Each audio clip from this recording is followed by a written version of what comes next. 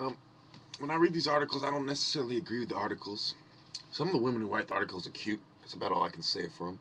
But they're all probably establishment goons. Anyway, this is Three New Dangerous Drug Habits in Teens by Allison Becker. It starts to say they're abusing parents, prescription painkillers, energy drinks, and computer cleaners. So believe it or not, energy drinks are actually a dangerous drug that kids abuse. No, I'm serious. No. Bear with me. I'm gonna push the camera in a little closer so you can read what I'm saying. I'm not kidding you. When I said caffeine causes the symptoms of a mental disorder, I was not joking.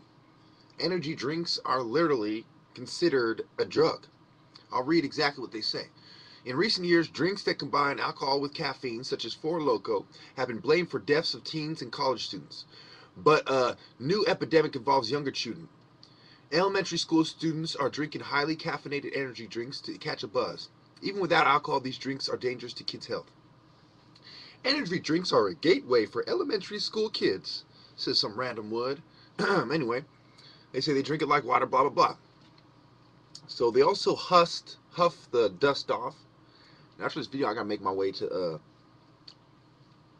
shopping center, and I'll make a video when I get there. And I bet you nobody show up.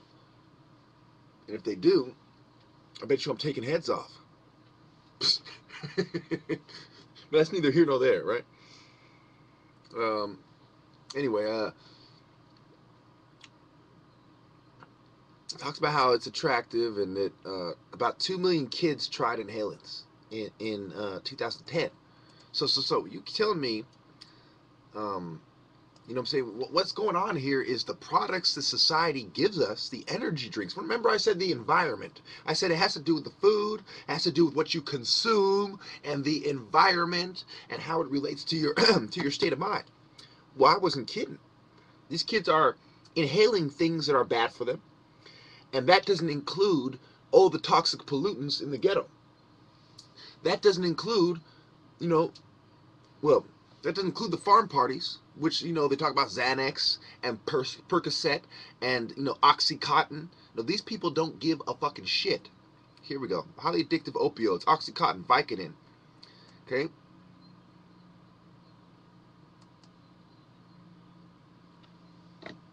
So, what's going on is that marijuana is a thing of the past. It's a thing of the 60s. It's a thing of the 90s. Nowadays, it's not even that serious. It's like having a glass of tea, Are we going to ban tea? Oh my goodness. Tea alters the mind and makes people feel in a spiritual state. Let's ban it all. Let's ban chamomile tea. Let's ban green tea. Let's ban your common Lipton fucking tea. Why not? Raspberry tea? Ban that. Blueberry tea? Oh, ban that shit. White rose tea? Ban it. Ethiopian? Ban it. But what about it? Ban it. Ban all those Asian teas. Okay? And if it has a cute little saying on it, not only ban it, but give the person an extra 10 fucking years. Okay? May as well say that. Because when people are huffing fucking computer sprays and drinking energy drinks like they're in a marathon drinking water, you know what I mean? The problems of today are not necessarily the problems of yesterday. And the problems of yesterday didn't even justify making marijuana illegal. It didn't even justify making alcohol illegal. We tried prohibition. What happened? What happened when we tried prohibition? What happened when we tried telling these kids what to do? Nothing happened. It doesn't work. What does work is connecting with them on a human level, treating them with respect, even though they're young teenagers. Don't get me twisted. I'm 30 fucking years old. I could give a shit about being a teenager and whining about teenager rights. But, I'm talking about what works compared to what doesn't work. What works is if we treat these kids with respect and we steer them away from, the troublemaking stuff, but we don't try to impose our rule on them, because that doesn't work. The more we impose our rule on the children, the more they connect with each other and form closer bonds with their friends. I repeat, the more we are harsh and cruel with our children, the more we alienate them and they form stronger bonds with their friends, and they form criminal gangs. I've seen it happen with my own two fucking eyes.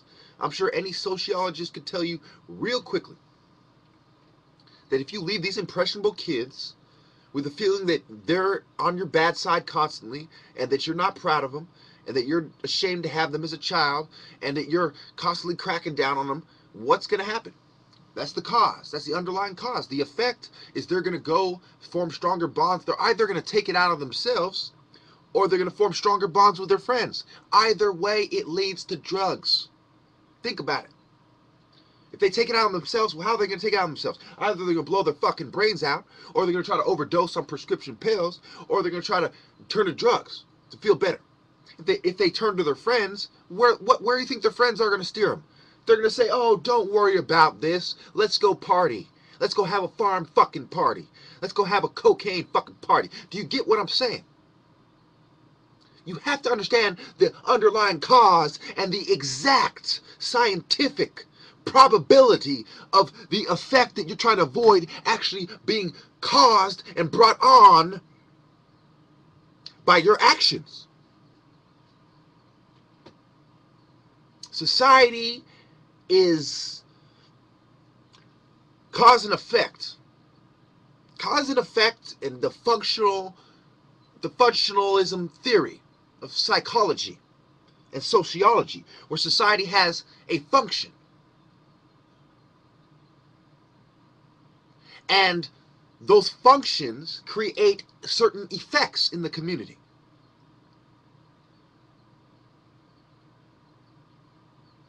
You have to look at it from the proper perspective, the behavioral perspective. Why do you think they study cognitive psychology? Because they're studying your mental processes. The psychologists are studying how you react to the environment and what they can do to manipulate your mind to get the desired effect.